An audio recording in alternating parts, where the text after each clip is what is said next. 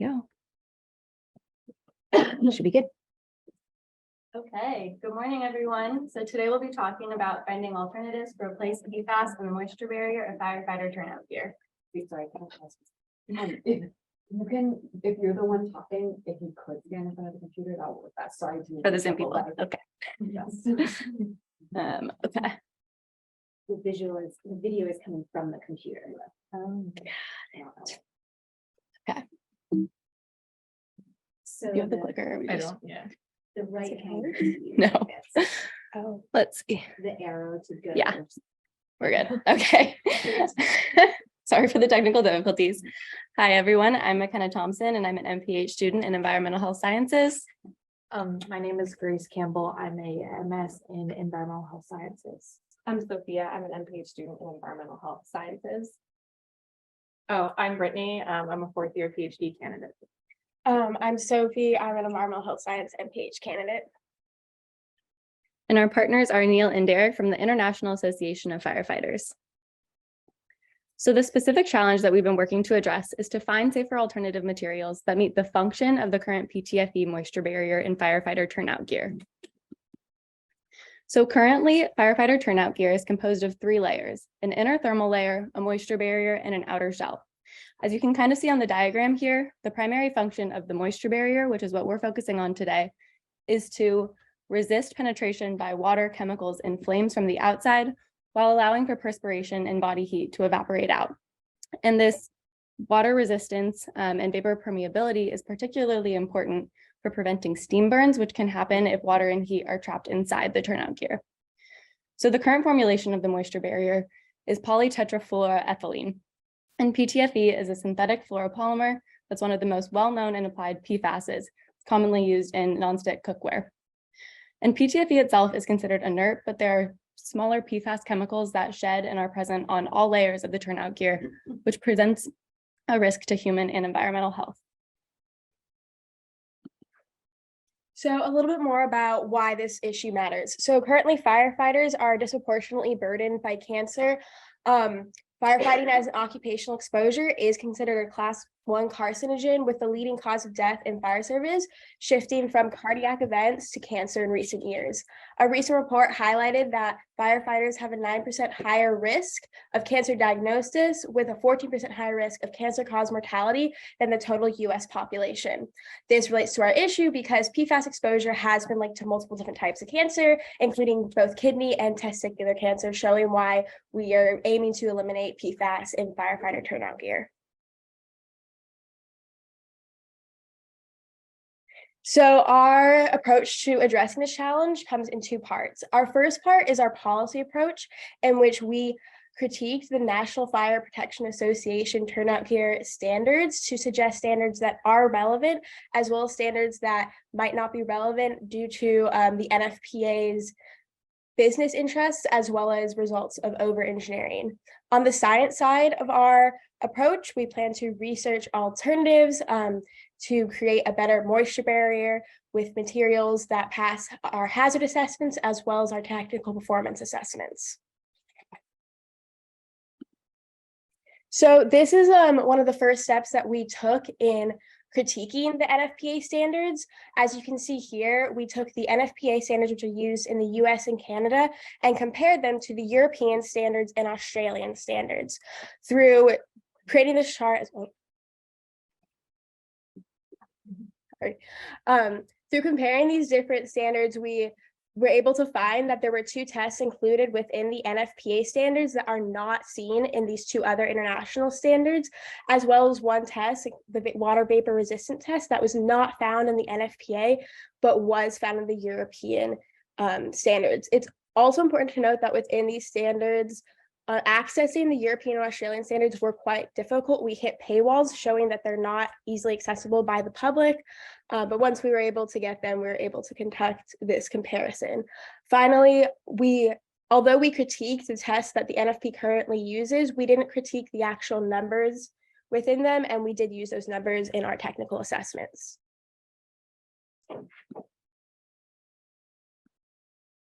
So as Sophie just mentioned, the light degradation test, which is also called the UV light test as well as the viral penetration test are both found in the NFPA standards, but not on the other two sets of standards that we looked at.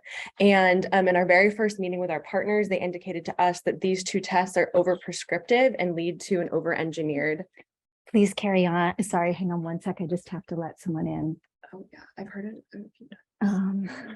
So this is a downside of this computer seemed to need to be host, but then we can't let participants in. So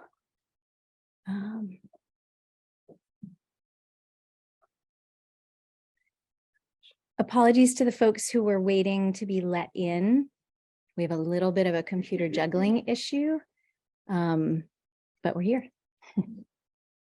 Okay, so just to say again, as Sophie mentioned, these two tests, the light degradation test or the UV test and the viral penetration resistance test or the NFPA, but not the other two sets that we looked at. And in our very first meeting with our partners, they indicated to us that these tests are over prescriptive and lead to an over-engineered moisture barrier.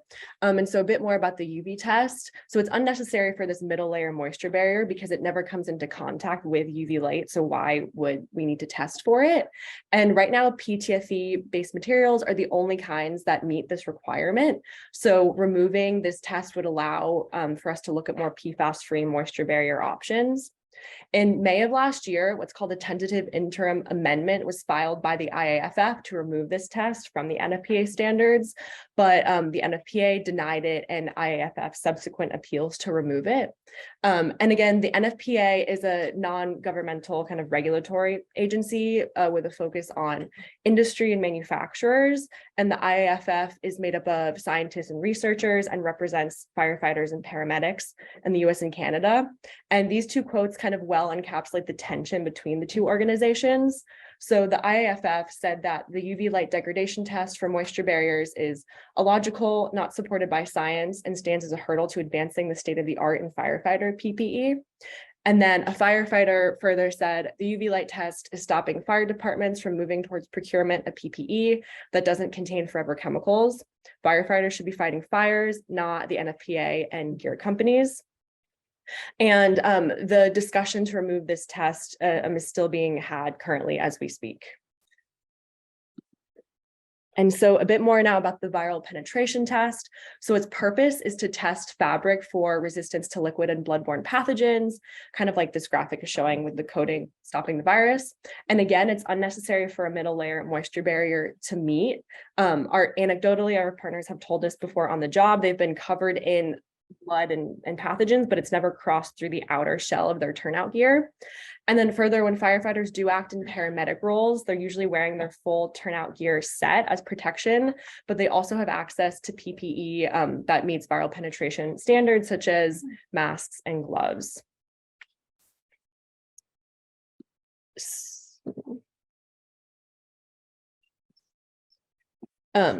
Okay, so here is a list of the all the technical performance standards that we're choosing to analyze in relation to our proposed safer alternative materials. And it's important to note that by removing the two tests I previously mentioned, our intention is not to reduce the performance or function of the moisture barrier.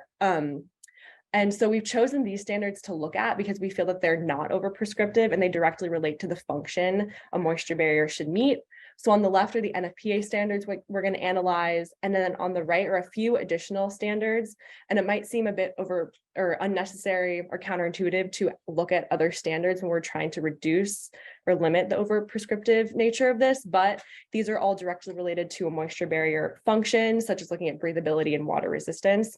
And our alternatives do perform well to these tests. So that's why we're looking at those too. So I'd like to present our approach to our hazard assessment. So we categorically ranked hazards for each chemical of interest for specific endpoints. We used a stepwise process to assign these rankings, first looking at hazard assignments from Green Screen, which is a guidance document for hazard assessment, so an open source document for hazard rankings used by researchers, certifiers, and product formulators. Then we use the European Chemical Agency's chemical dossiers which are created for chemicals registered in the EU through REACH, which is an EU regulation that requires hazard information on chemicals manufactured or imported to the EU. And if there were still data gaps, we conducted a literature search. Then we assigned confidence rankings associated with these hazards. So a high confidence was assigned to hazards clearly ranked in green screen. A medium confidence hazard or a medium confidence hazard was extrapolated from a range from green screen, or was assigned to modeled or unverified values, or extrapolated from different green screen ranking entities. And then we assigned low confidence rankings to values that were provided by ECHA, and then were compared to values from known high hazardous chemicals, or ECHA designated low hazard rankings from preliminary animal studies. So this is our preliminary hazard assessment for our bad actor chemicals, or the chemicals we're trying to remove. So we conducted a hazard assessment on PTFE, which is the polymer used in the moisture barrier, and the TFE monomer. Then we also conducted a hazard assessment on the 2 legacy PFAS, which are used as surfactants in the production of PTFE, and then 2 C6 or novel PFAS that are used as were used as replacements once these legacy PFAS were known to be harmful, and then also a brominated flame retardant, which is also known to be a regrettable substitution of PFAS-based flame retardants. So as you can see, many of these smaller PFAS that we're most interested in because they induct the most harm have major group 1 and 2 endpoints associated with them, especially related to carcinogenicity, which is a major endpoint that we're trying to minimize for firefighters. And also they're extremely persistent in the environment.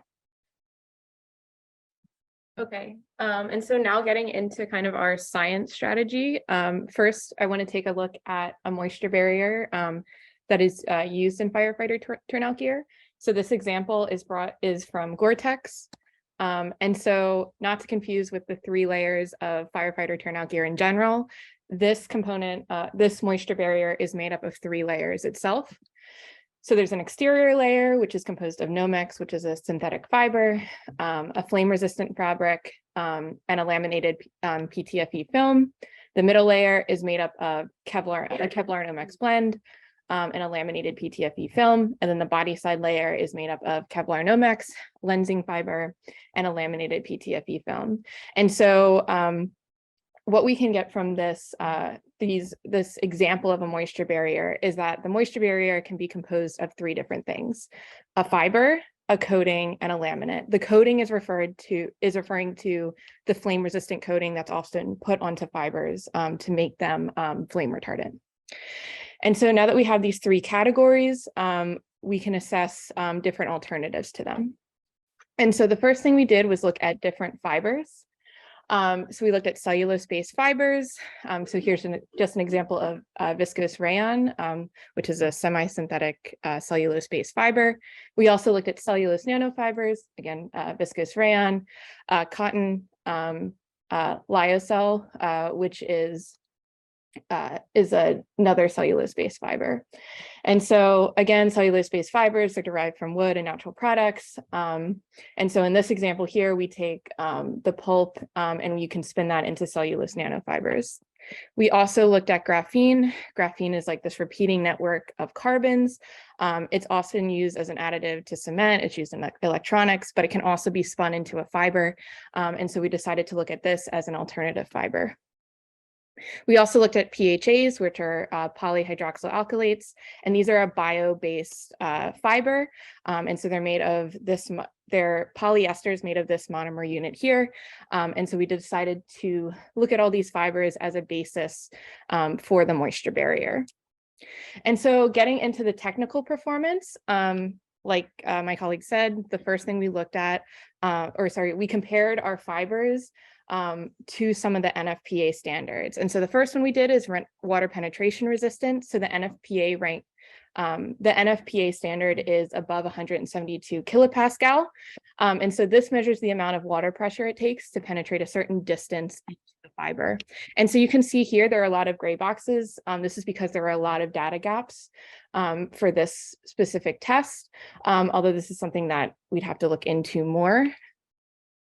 We also looked at liquid chemical resistance. And so the NFPA standard for this is that no liquid can penetrate for 1 hour. And so there are 5 different liquids that are tested. There's water, an acidic solution, and then also just another notable one is a gasoline equivalent. And so these 5 kind of proxies for chemical or solutions are proxies for what firefighters would experience as they're going about fighting fires and other activities. Unfortunately, not a lot of literature tests for this. So we looked for a proxy, which is the water contact angle, which is the angle that liquid, in this case water, makes with a solid, which is the fiber in this case. And so we decided to rank these, green being the best, red being the worst, in terms of the contact angle. And so we would want a greater contact angle because this means that at least in this case, water, it's not likely to interact with the fiber. And so a greater water contact angle would mean that the liquid is not interacting with the fiber, so it's not going to penetrate through the fiber. As you can see here, so our current fabrics, the Nomex performed well, but then some of our other fabrics like cotton and the cellulose nanofibers did not perform as well. We also looked at thermal resistance. Again, this is another test from the NFPA. So their test or their requirements is that it shall the fibers shall not shrink greater than 10% in any direction. Again, not a lot of literature tests for this specific specifically. And so we looked at thermal resistance, which is a measurement you can take. It's given in meters squared Kelvin per watt. And so we looked at this specifically and assigned it either green or red, green being the best, red being the worst. And so essentially essentially we just compared this to the current fabrics, and anything above 0.008, which is the thermal resistance for Kevlar, we assigned a good value, or meaning it's equivalent, almost equivalent to the current fabrics that are used in the moisture barrier. And then we looked at the tear resistance. Of course, we want the firefighter turnout gear to be durable. And so the NFPA ranks this of anything you want, anything, the tear resistance should be over 22 newtons of force. And so fibers that were over 22 newtons, again, are in green. So this is like optimal. Anything in red is not optimal and is not meeting the standard. So you can see here, cotton actually did meet the standard, but lyocell did not. And then there were other data gaps for other fibers. Kind of what we're left at from this table is that some of the fibers we are considering meet some of the NFPA standards, but then some do not. So we need to look at ways to improve upon this. So for our hazard assessment for our fibers, we initially looked at the cellulose monomer used in these cellulose-based fibers. As you can see, there's many data gaps associated with the group 1 and 2 endpoints. However, there is a high confidence, high hazard associated with respiratory sensitization, which is more relevant as a manufacturer's exposure and less so for firefighters, as these monomers will be incorporated into a polymer and have less of an opportunity to aerosolize and harm the individual. For short chain PHA monomers, we had a low confidence, low hazard is associated with carcinogenicity, and a low confidence, low hazard associated with aquatic toxicity.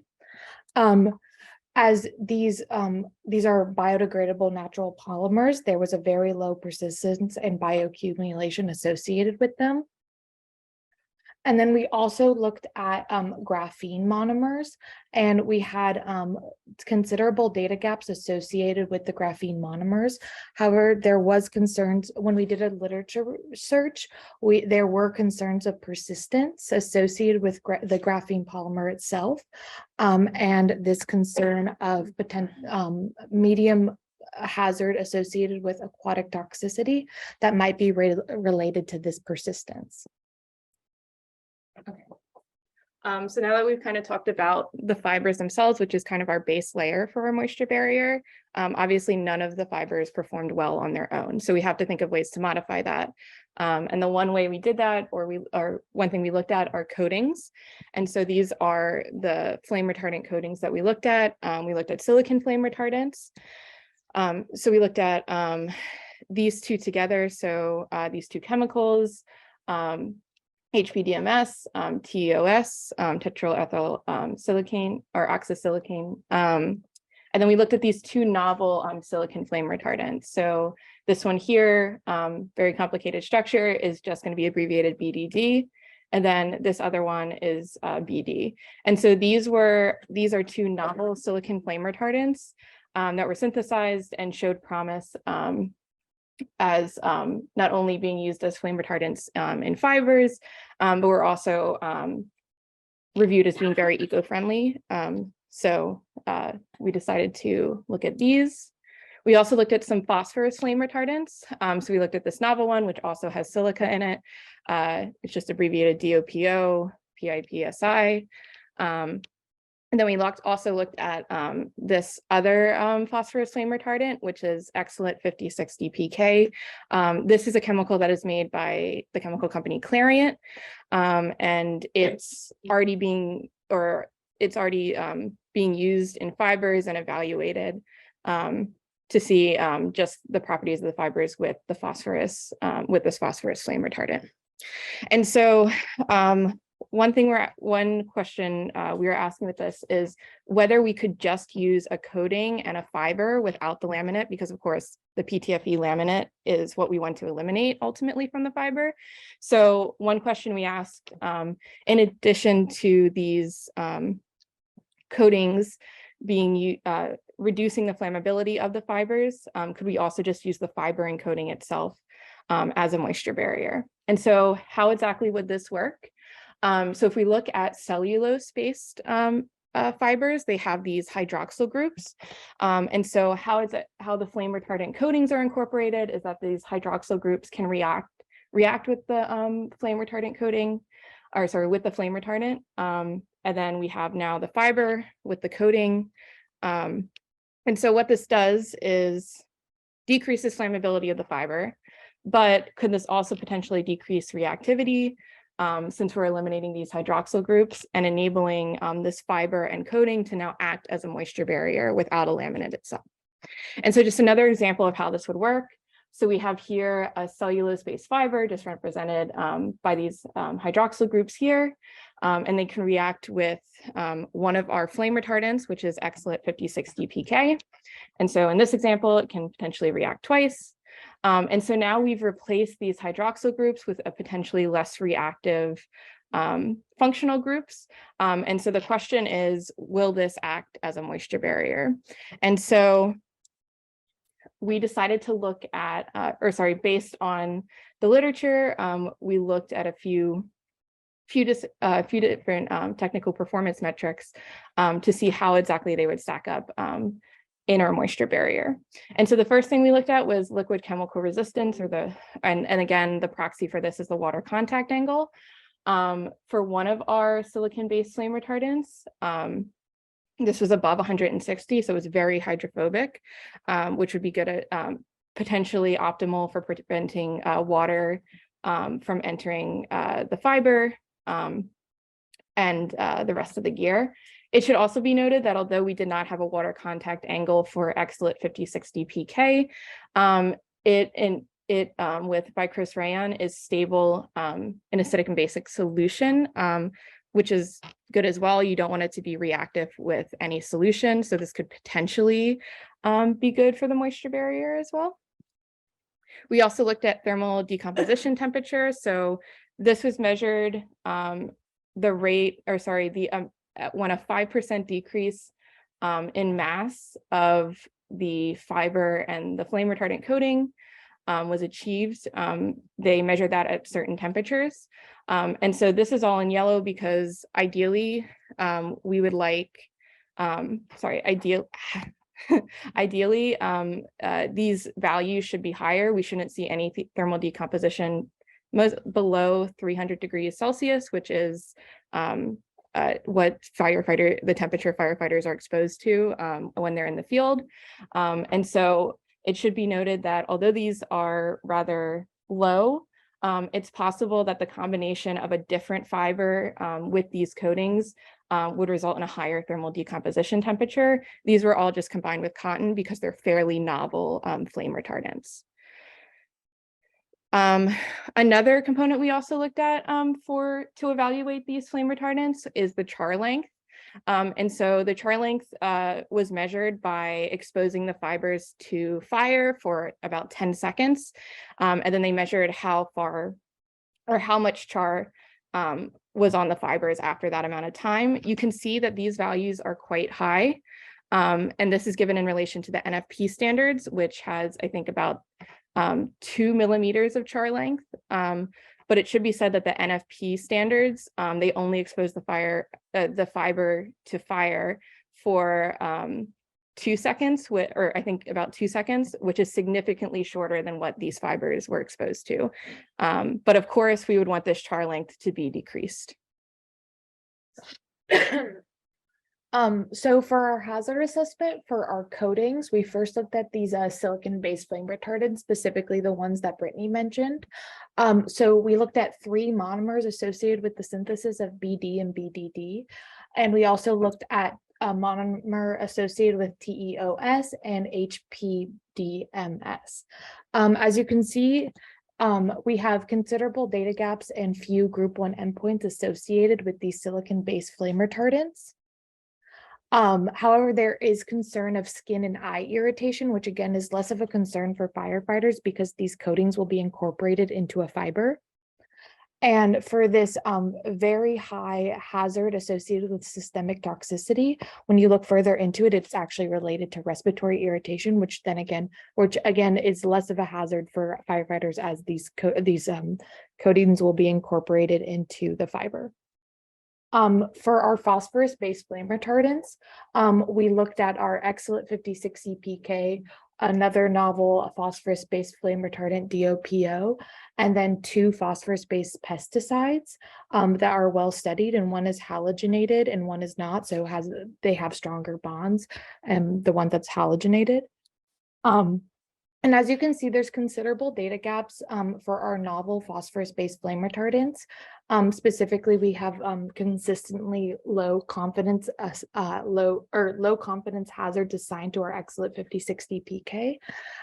However, for these well-studied pesticides, there are major group 1 and 2 hazards associated with group 1 and 2 endpoints, which demonstrates the worst case scenario for health associated with phosphorus-based flame retardants. So if we consider that there's multiple gaps or data gaps associated with these novel and less studied flame retardants, the top 2, and we consider the potential hazard associated with these pesticides, we could potentially extrapolate that there might be considerable hazard associated with phosphorus-based chemicals in general. Okay, so we've talked about fibers, we talked about coatings. Now we're going to look at laminates. And so we looked at 2 alternatives. So polyurethane, which has the structure, it's commonly used in foams and other materials, but it can be made into a membrane and coated onto a fiber.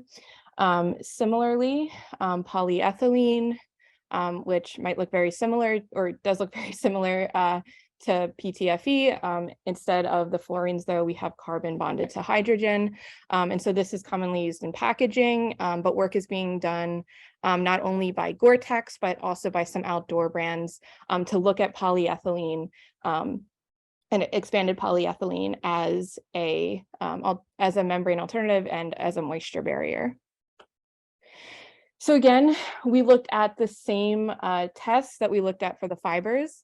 So we looked at the water penetration resistance, and these are comparing polyurethane and polyethylene to our existing compound, PTFE. Again, there was some data gaps for water penetration resistance. I did find this value for polyurethane, but I wasn't, based on we didn't have a lot of other values, I wasn't sure how to rank this. And given that it's in different units than the NFPA standards. However, when you look at liquid chemical resistance, we looked at, again, the water contact angle. You can see here that although polyurethane had a fairly low water contact angle, polyethylene's contact angle was similar to PTFE. The thermal resistance of polyurethane was also similar to that of PTFE, but then the tear resistance for polyethylene what met the NFPA standards. So for our hazard assessment for our laminates, we looked at the polyethylene polymer and also the monomer associated with the polyethylene synthesis. So as you can see, there's potential group 1 hazard associated with the monomer, specifically a high confidence medium hazard associated with carcinogenicity, and a medium confidence high hazard associated with neurotoxicity for the polyethylene monomer. And there's also concerns of persistence as polyethylene is a synthetic polymer. And then for polyurethane, as you can see, there's considerable data gaps for polyurethane as it's a polymer. However, there are concerns of potential group 1 endpoints, specifically high confidence medium hazards associated with the monomers for carcinogenicity and reproductive toxicity. And then there's also concerns of skin and respiratory sensitization associated with the monomers for polyurethane. And there's this high confidence, high hazard and a medium confidence, medium hazard associated with the monomers associated with the respiratory system, which again, as I've discussed, is less of a hazard for this skin and respiratory sensitization, and these concerns of associated with the respiratory system is less of a concern for firefighters once these monomers are incorporated into a polymer. Okay, and the last thing we did is look at a few other technical performance metrics that are not in the NFPA standards. And so one thing we looked at is pore size. And so this is related to the moisture barrier, of course, because we would want the pore size to be greater than water vapor, but smaller than liquid water, because we want water vapor to be able to permeate to an extent, but we do not want liquid water to be able to penetrate the moisture barrier. And so in this ranking, anything that fell in between these two values was ranked in green. Anything that was greater than that of liquid water, which is not ideal as a moisture barrier, is in red. And so most of our fibers actually met this pore size. Unfortunately, polyurethane did not, but this is also looking at a foam, so it is slightly different. We also looked at water vapor transmission rate. And so this is the rate at which water vapor passes through a fiber or membrane at a certain humidity. And most of these water vapor transmission rates were taken between 0 and 40% humidity, just for some context. And so we rank these according to the existing fabrics. And so anything above 1500 is in green, between 750 and 1500 in yellow, and below 1500 in red. So polyurethane, you can see here, it has a green background, but also in yellow. So whether it was closed cell or open cell polyurethane foam, it had two different measurements. And so it falls into both like the green and the yellow. So like good and kind of like medium optimization. And so, sorry, I forgot, so I didn't say exactly what water vapor transmission rate is kind of a measure of. And so this is related to like the breathability of the fiber. So you can think of clothes like activewear or like dry fit have a very high water vapor transmission rate. And so this is something that we're looking for in firefighter turnout gear, because although we want it to be durable, we want it to meet all these standards, we also want it to be comfortable for firefighters to wear. The last thing that we looked at is water vapor resistance. And so this was a metric given in the European standard. And so this is anything less than 30 meters squared pascals per watt meets that standard. And so we can see here that our cellulose-based fibers cellulose-based fibers meet the standard. And so there were data gaps for the other fibers and laminates that we looked at. So this is another measure of breathability for the fiber. So the water vapor resistance was under 30. And so this would also mean the fabric is relatively breathable. Of course, we do want to make sure that even though water vapor can pass through the fiber or the membrane or the laminate, that we're still not letting too much water vapor pass through, of course. And that's because you don't want to have like steam burns. So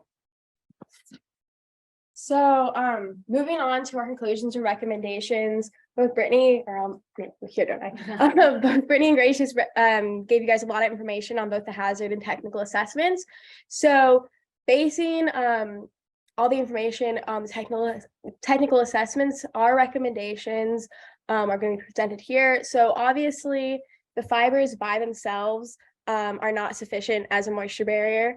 They either have a low water contact angle or low thermal resistance. However, combining them with one of the flame retardants found an increase in either the water contact angle and an increase in the thermal resistance, which is why we recommend both of these flame retardants to be combined with these two. And then finally, looking at the technical assessment of our laminates, we found that polyethylene met more of the NFPA standards than polyurethane. However, in both the coatings and the laminates, there were many data gaps. So both these approaches need to be further researched. And I will do a quick summary of the hazard assessment of our alternatives. So we found that all three fibers appear to have a relatively low hazard, although there are data gaps for each of them. The cellulose fibers present a low manufacturing risk, and graphene has some concerns of persistence. However, all three remain as viable fibers for our project.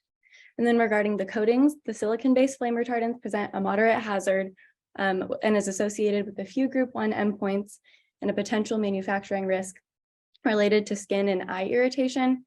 However, this is relatively less hazardous than the phosphorus-based flame retardants because those are associated with many high hazards relating to group 1 endpoints like carcinogenicity and endocrine disruption.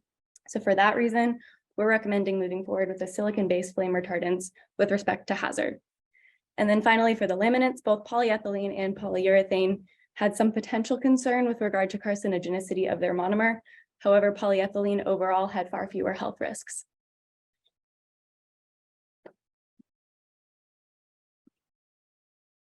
So in conclusion, considering our findings from both the technical performance and the hazard assessment tests, we are making the following recommendations. And so for the science prong of things, we're looking at how these three fibers we looked at, so the cellulose fibers, short chain PHAs, and graphene can be combined with the silicon-based flame retardants. So we're not including the phosphorus-based flame retardants here.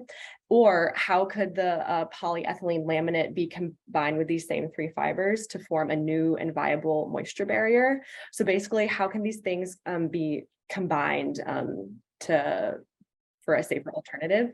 And then for the policy prong of things, we advise the NFPA to drop both the light degradation and the viral penetration tests and keep the others that remain, because these two tests resulted in over-engineered moisture barrier. And the standards right now are limiting viable PFAS-free options. And for some just remaining thoughts and questions, so we evaluated each of our three science strategies. So the fabrics plus the coatings and the laminates as separate categories, but would combining all three together produce an even better moisture barrier and enhanced moisture barrier properties. So this is something to continue thinking about as this research progresses. And although the phosphorus and silicon-based flame retardants could be used as coatings in the moisture barrier, they could also pose other health hazards to firefighters that we just couldn't find in our research. So we acknowledge there are significant data gaps. This third bullet point, our partners posed this question to us recently about kind of how to frame this challenge. So how do we balance the health hazards and technical performance in our assessment of the viability of these alternatives? So this is just something to kind of think about moving forward. And then although many data gaps for this challenge do exist, as our partners kind of told us the other week, our three-step strategies do offer novel suggestions that could advance the field of occupational firefighter health. So we're all excited, and we'll follow how this research moves in the future. Thank you so much for listening, and we will take any questions.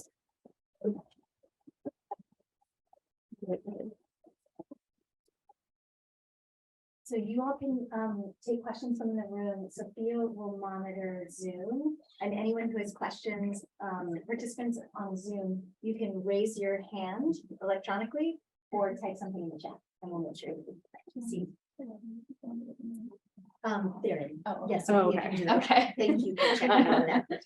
Sophia's on. Hi, excellent presentation and excellent research, so thank you. I have one question and one comment. And my question is, do you know whether from the original fabric that you looked at, the Nomex and Kevlar, do you know whether on top of that PFAS was applied to improve water repellency? And then you could repeat the question in front of the computer so the rest of the audience.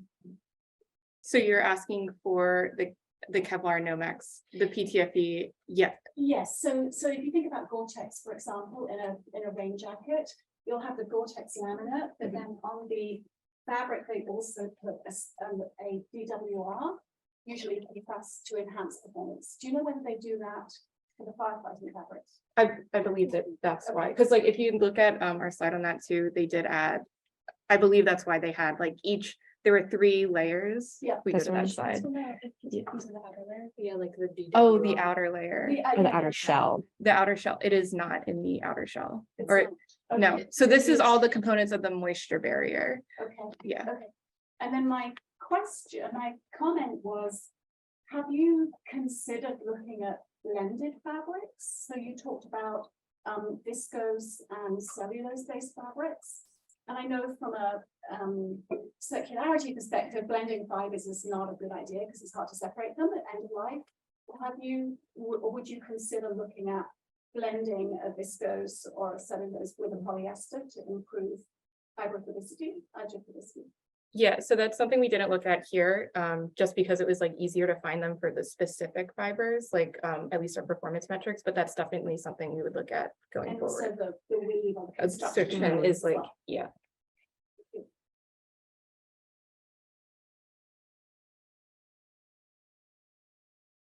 Kind of a sprawling question that's related to sort of their function of these and their toxicity. So the main sort of motivating idea is that these central layers have PFASs in them that can sort of degrade and then break, or in some ways sort of diffuse through the inner layers, contact skin, and cause problems. I'm curious if that process has been documented, or at least in the presentation that we presented as, right, there's statistically higher rates of cancer, but I think there could be other things that contribute to that in firefighters, smoke, for instance. And then related to that, if that type of mechanism does exist in PFASs, I think that some of the endpoints like skin sensitization or irritation actually do become important for alternatives, because those can presumably diffuse through as well. So I guess the question is that mechanism of toxicity actually documented? And what do you do about it? I'm not sure. Is it documented that the barrier itself? Yeah, honestly, I'm not quite remembering like the actual mechanism of it, but I know a lot of our kind of key papers definitely discussed it and had diagrams of how it sheds from both the outer layer, which I know contradicts what we were saying earlier, and the moisture barrier.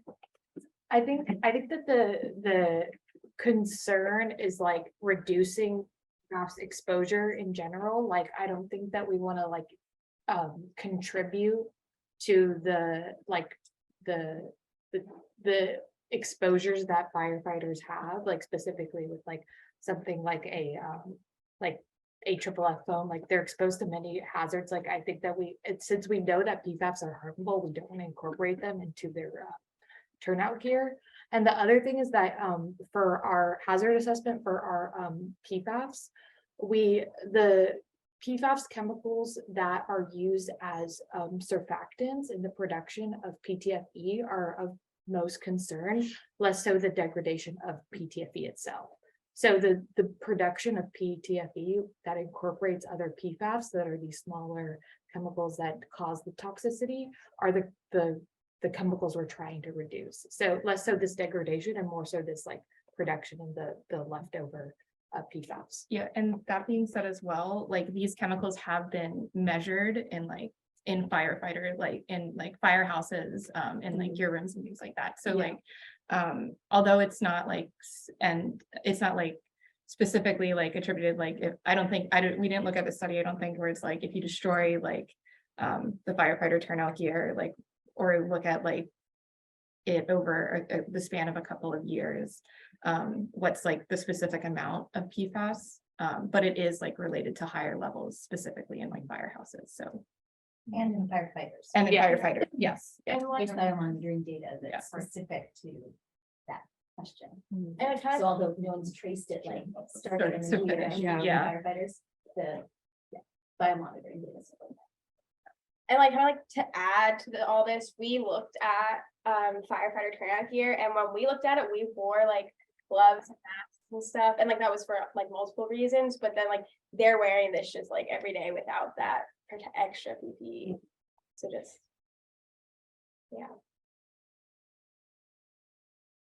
So a few of your options you mentioned, like persistence and biodegradation as kind of like something to look at for considering like the lifetime of firefighter suits. Is that something that you're looking for? Like how long does a firefighter wear their suit for? And if it degrades, is that a problem? So basically like thinking about like shelf life, I guess, the question. Using that you're, okay, so, sorry, I don't wanna. So yeah, so the question was, like looking at the biodegradation and persistence, and then like in conjunction of like these fabrics, but then also looking at like how long, the longevity of firefighter turnout gear. So currently the NFP standards are that after 10 years, the firefighter turnout gear is replaced. And so of course this would have to be reevaluated for us, but what we decided to focus on is rather than like focusing on persistence and biodegradation after the use of the firefighter turnout gear, the main issue here is eliminating or is reducing like the cancer rate in firefighters, right? So eliminating PFAS. So that wasn't something that we specifically focused on, just because like we have this other problem that we need to get rid of first before moving to that. Yeah, and I think in general, there's so many facets to this problem, and we spent a while at the beginning trying to figure out like what lane to take, but at least for the scope of this semester, there's only so much we could do. So there's definitely a lot more to look into and that other people are looking into. Are there any questions online? Hi, thank you. Joaquin from Sway. Very nice talk. I think it's super interesting that you had an approach to talk about the legislation too. Super interesting to hear. I wonder, have you heard anything more about that May 21 decision? Was there any like feedback in terms of why they neglected it from the NFPA? Do you know more about that? And then we're gonna hop in. I know though, well, our partners could talk a lot more about that. I know they're on the call because kind of every time we meet with them, they're in meetings about this. I don't know where it's currently standing. I know the standard is still included in the NFPA. I don't know exactly what's going on right now, but Yeah, from what we read, I think part of the reason that it was rejected at first was because it was under like an emergency nature. And the like scientific committee decided that they didn't agree that it could be removed under this kind of nature. And then the subsequent appeals go up to less scientific panels. And so they didn't want to disagree.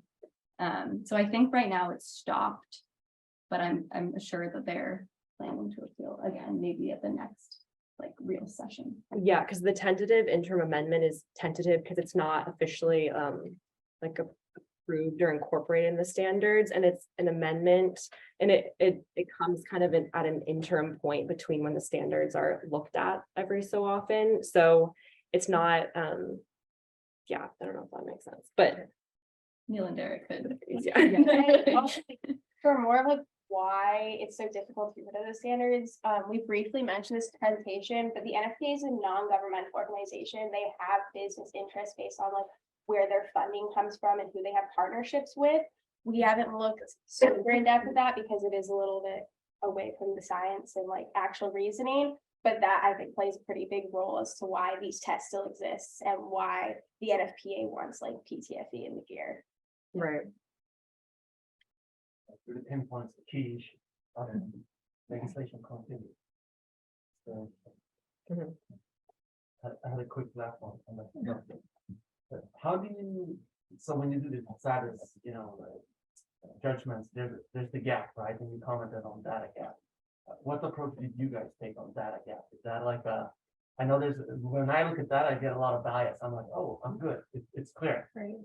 Did you take an approach where data gap is actually either super toxic or super hazardous, or did you look at that in terms of like, we're clear? We No. yeah, I think there is concerns of like making assumptions based even when there's data gaps. So kind of like example would be the phosphorus flame retardants. We like specifically looked at this XLIT 5060 PK initially. And it's this novel flame retardant that's considered to be less hazardous.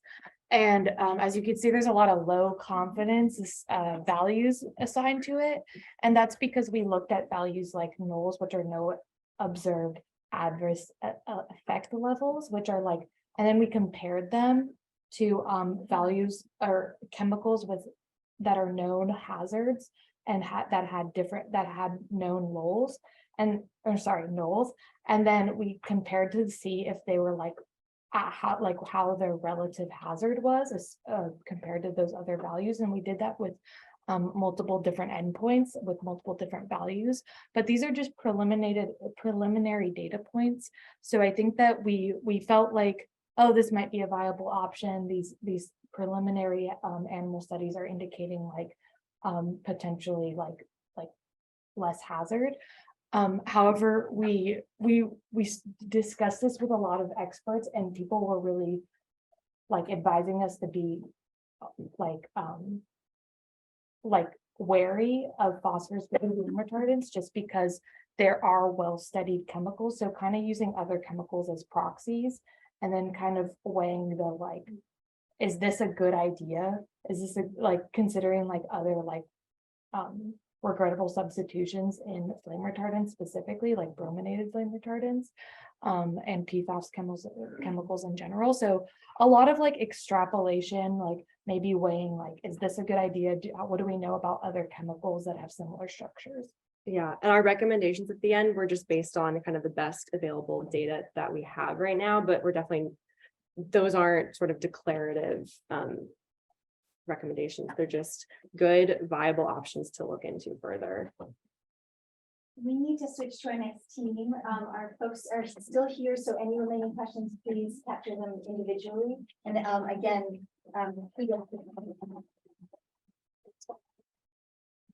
so